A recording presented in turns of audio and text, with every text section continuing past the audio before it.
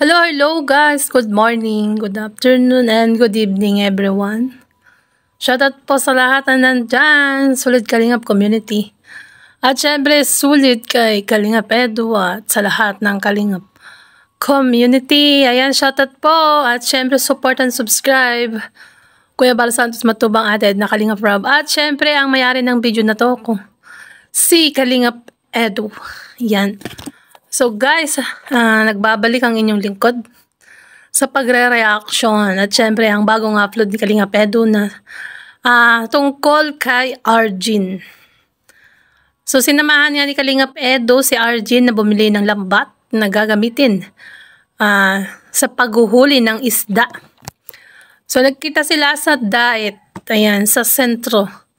So bago ko maikwento ang lahat, umpisahan ko na po guys, at syempre kung bago ka pa lang sa aking channel, click the subscribe button at ang tiny bell. So umpisahan ko na guys, mga kasulit Kalingap. Hello po mga Kalingap, welcome back po to our channel. This is Kalingap Edu po.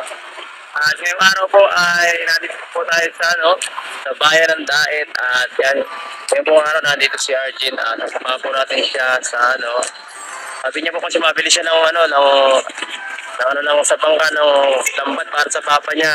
So ayan nga, sasamahan ni Kalingap Edu si Arjin na bumili ng lambat na gagamitin sa pangingisda at syempre pag nakabili na ng bangka para sa kanyang tatay. Ayan guys. So nagkita sila sa diet. Ayan, suple natin. Ito siya kanina pa yata ako hinihintay ni Arjin. Ano, kumusta?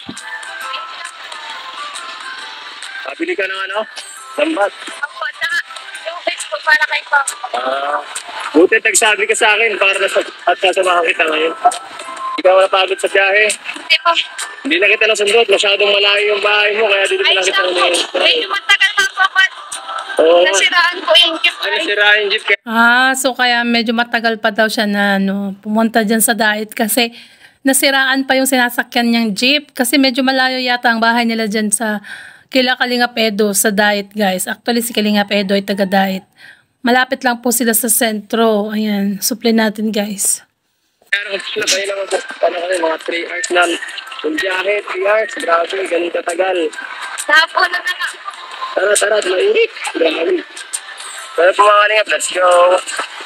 Yan guys, nag-grocery. So yan, pagkatapos nilang nag-grocery na namili ng mga lambat, yung gagamitin sa bangka ng tatay ni Arjin. Ayan nga siya. Ayan nga guys, papunta sila ngayon sa Bagasbas. At nagmotor sila ni Kalingap Edu. Ayan, suple natin. Dari natin si Arjin at para mas masulit ang kanyang paglalayas, ipapasyal ko na rin siya dito sa Bagasbas mga Kalingap.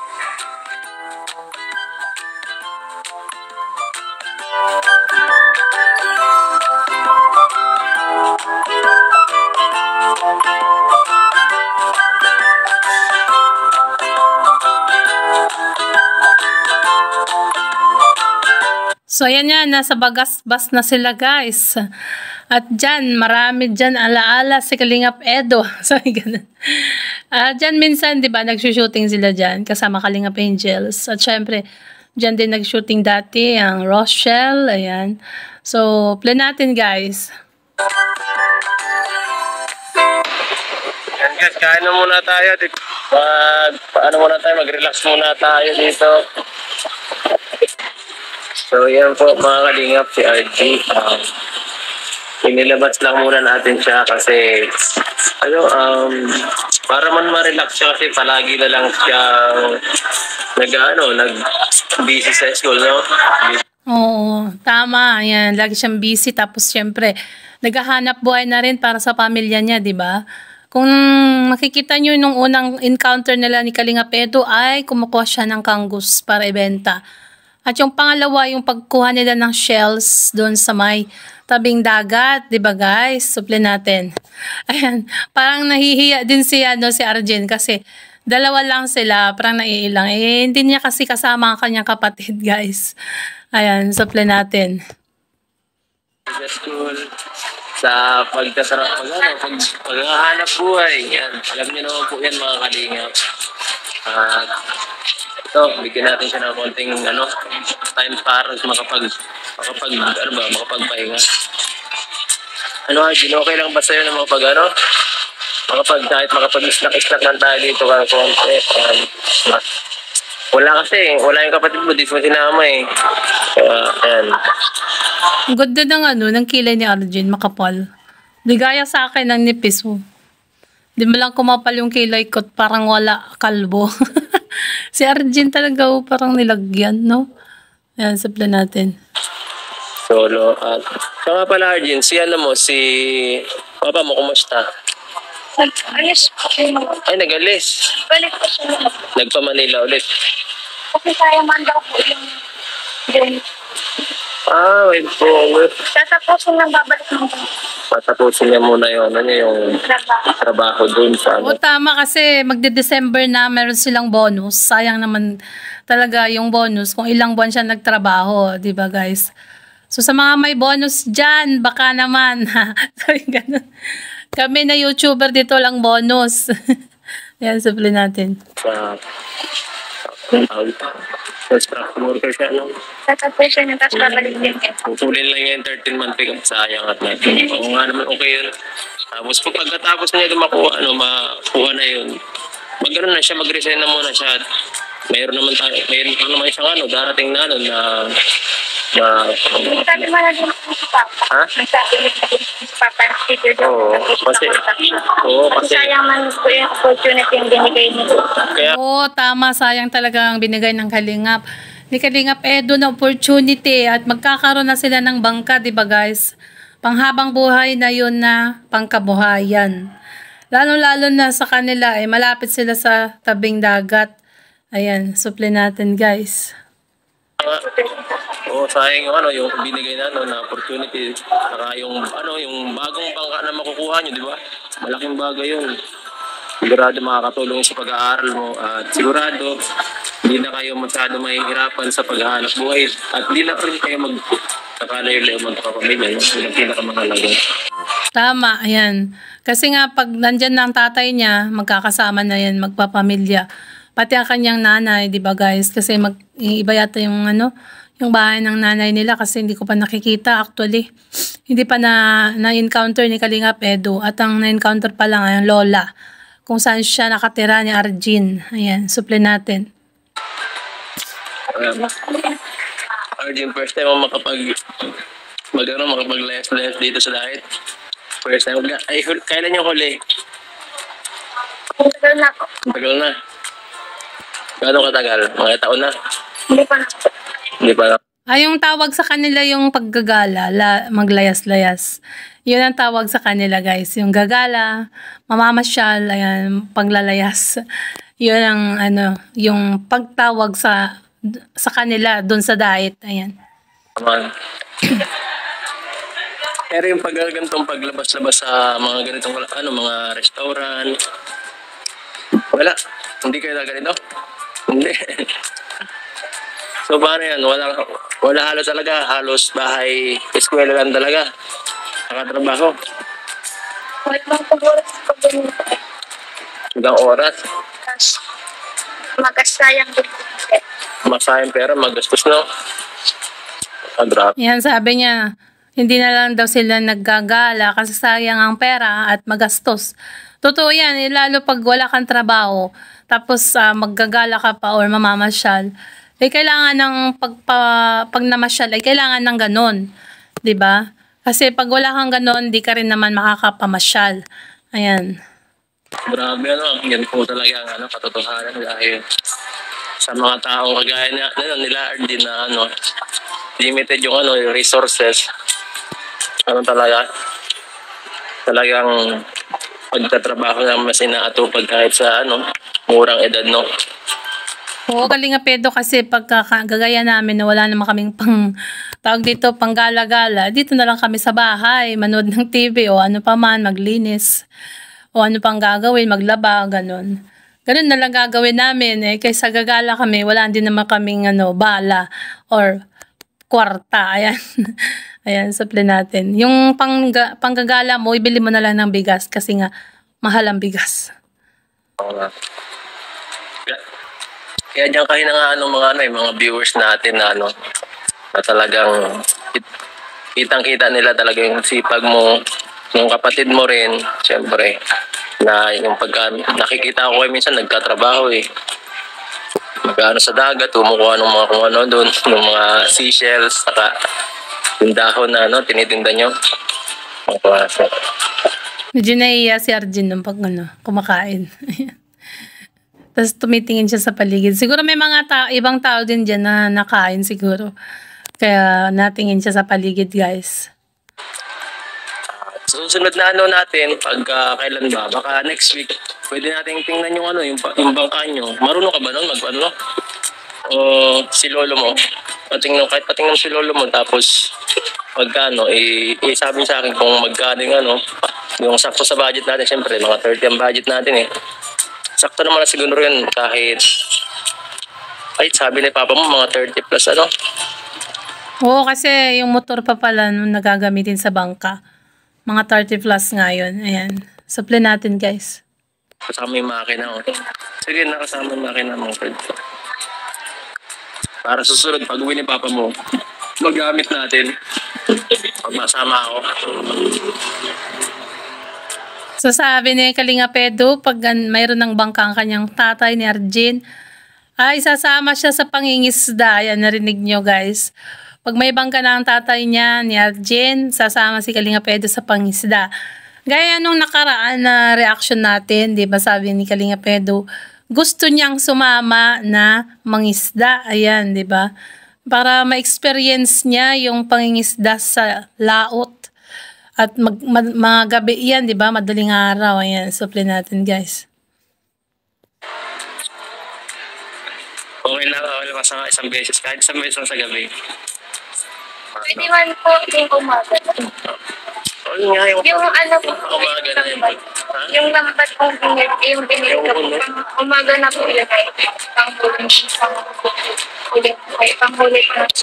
Baka wala tayong mahulang isda nun. Gusto ko may nahuli. Ayoko ng lambat lang.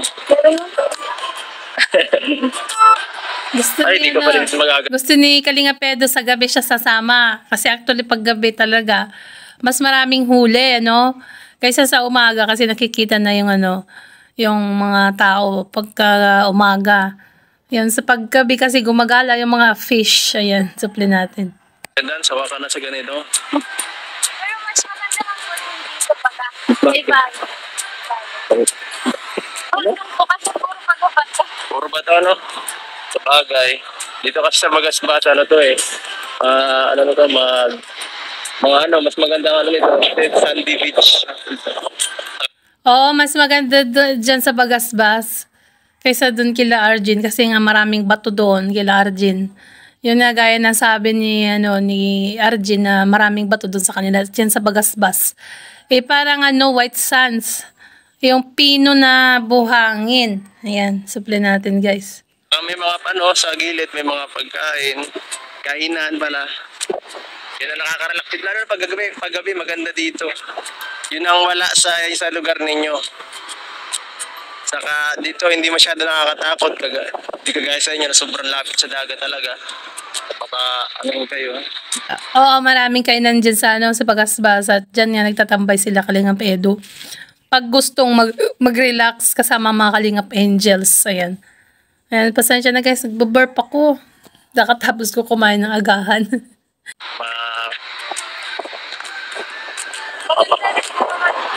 Bakit?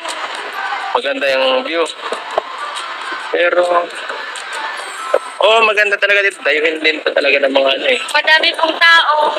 Yun ang wala dito sa inyo. Kasi doon sa inyo, para kayo na lang. Alam niyo na kung sino kayo Tapos, madami mo pong sasakyan na nagbata. Kaya nakakaano din po, nakakalibang. Nakakalibang Doon po Ayan, nalibang si Arjen sa pamamasyal sa Bagasbas.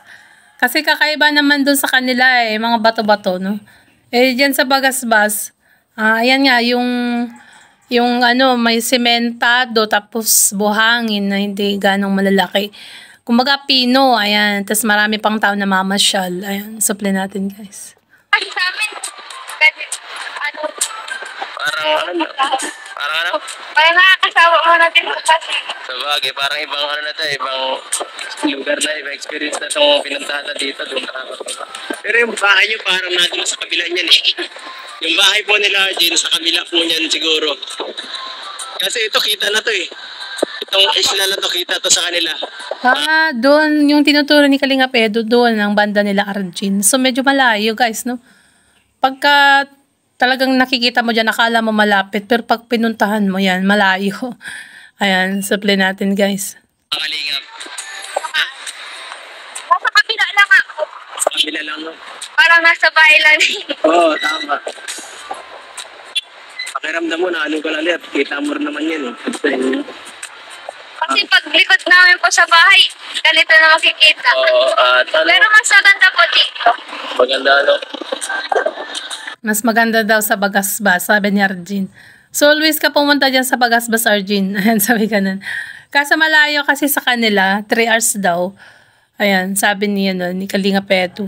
Ayan, supply natin. Sayang. Makakarelax. Oo. Sayang kasi wala, ikaw lang kasi ikaw lang nagpunta dito, hindi mo sinama yung mga kapatid mo. Pero sa birthday mo, sigurado, magiging special yun kasi isasama ko yung mga ano mo, yung mga yung family mo siguro para mag-celebrate tayo ng birthday mo. Wow, mukhang maganda ang celebration sa nalalapit na kaarawan ni Arjin sa December.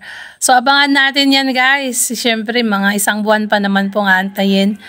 Dahil December 30 po ang birthday ni Arjin. Ayan. Supply natin. Tatry ko rin na isama yung ano, yung ibang kung ano, mga hana para magkakita kayo. Para mas madami tayo ba? Para Sorry, ako makita yung silahan. Oo, Parang masaya pong kasama. Oo, lalo na yung mga makukulit na yun, yung mga maliliit doon.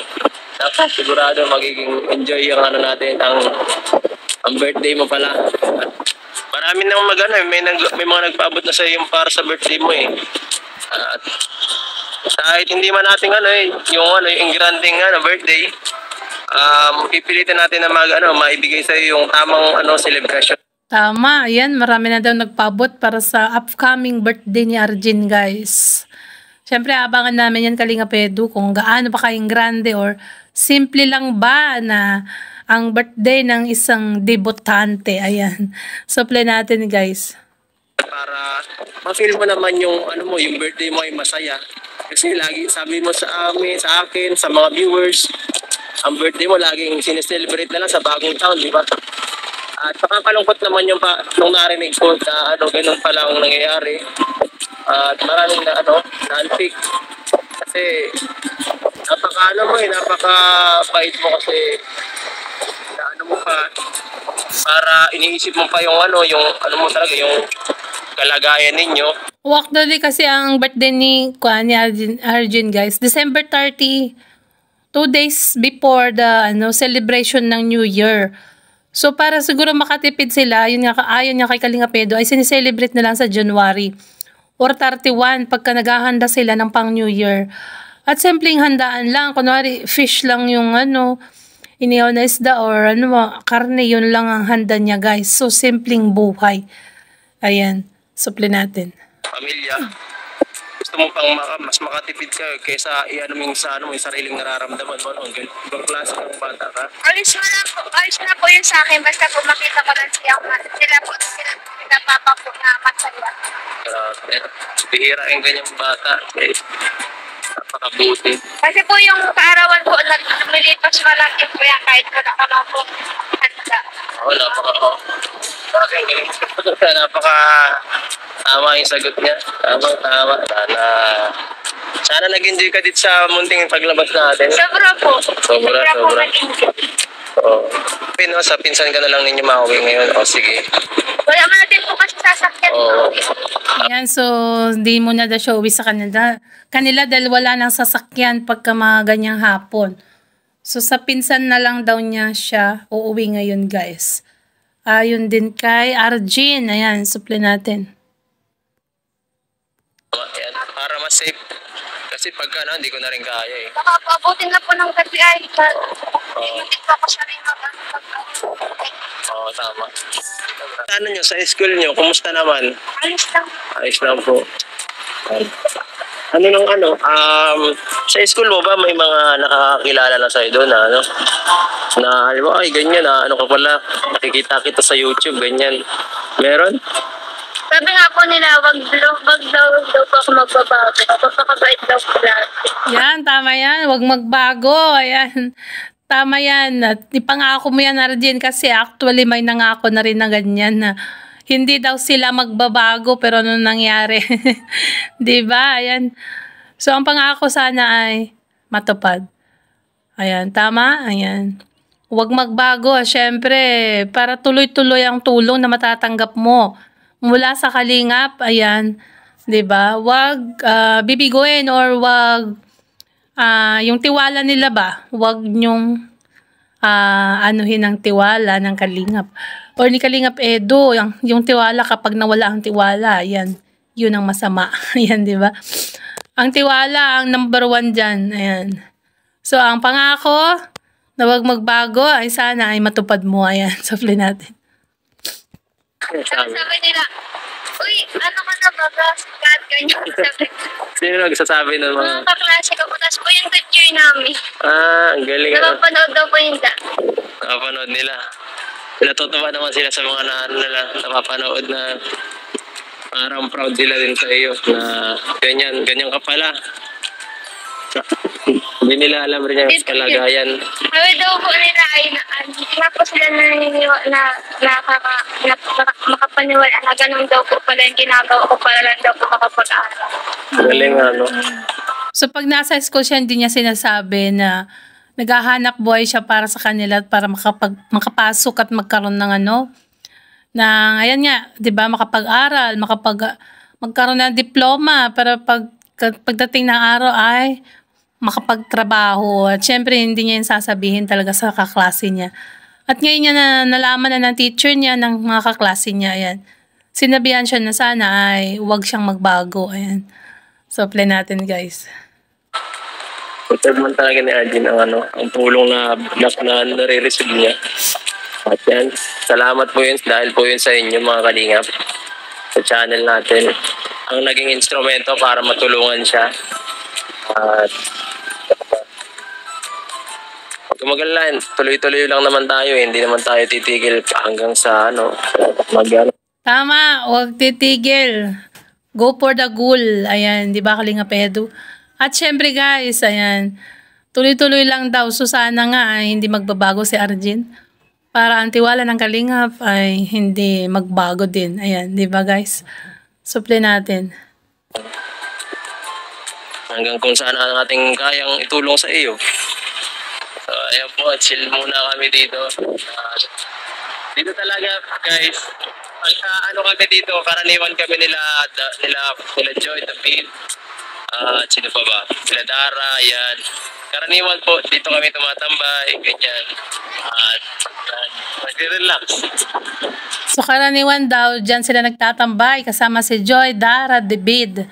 Dati, nung di ba sila lang 4. Pero ngayon at nadagdagan ng Kalingap Angels, iba-iba na rin ang kasama nila Kalingap Edu at Kuya David Vlogs. Yung iba pang Kalingap Angels na malapit lang dyan. Ayan. Kasi ito lang halos ang dito, itong bayan. Bukod sa SM. Nakarelax talaga dito. Pagkagaya niyan, pag gusto mong magbawas-bawas ng Iniisip. makapag-isip-isip pa. Yan, dito. Tama, di ba? Magbawas ng mga iniisip. Yan ang excuse. Yan ang tamang pasyalan sa Bagasbas. Ayan. Kasi nga, nakaka-relax yung tanawin. Makikita mo yung bughaw na dagat. Ayan. Supply natin. Kaya mo naman, pag di ka pa naman na-relax dyan, pagka ganyan kapayapa ang mo. Sobra, sarap sa pala. Yan mga kalingap, sobrang nakaka-relax talaga dito. Oo, nakaka-relax dyan. Lalo, syempre. Ayan nga, diba? Kung marami kang iniisip, kailangan mong magbawas ng stress mo. Pumunta ka sa isang lugar na alam mo na peaceful. Ayan, peaceful tapos tahimik. So, ayan nga. Play natin to. Kwentuhan muna kami bago kami umuwi. Kakatapos lang namin dito kumain. At yan, kitang-kita sa mukha ni Arjen kanina kung gaano siya kasaya. At ito, matapos na rin kami sa wakas sa bilibot-libot dito sa Bagasbas. Iatid ko na muna si Arjen sa kanyang tiyahin at doon daw siya matutulog ngayon. So yan nga, papunta na si Kalinga Pedro sa paghatid kay Arjen doon sa tiyahin niya mismo. Dahil doon po daw siya matutulog ngayon dahil wala nang sasakyan papunta sa kanilang lugar. So hanggang dito na lang po ang ating reaction video guys. Sana po ay nagustuhan nyo. At kung bago ka pa lang sa aking channel, click the subscribe button at ang tiny bell. At syempre support and subscribe Kalinga Pedro, ayan. Kuya Bal Santos Matubang Ate Edna at Kalinga Prav. At sa lahat ng kanilang kasamahang Kalinga vloggers guys. At syempre ang ating channel, ayan, sana po ay huwag niyong kalimutan, mag-subscribe, like and share. And thank you po and to God be all the glory. Bye!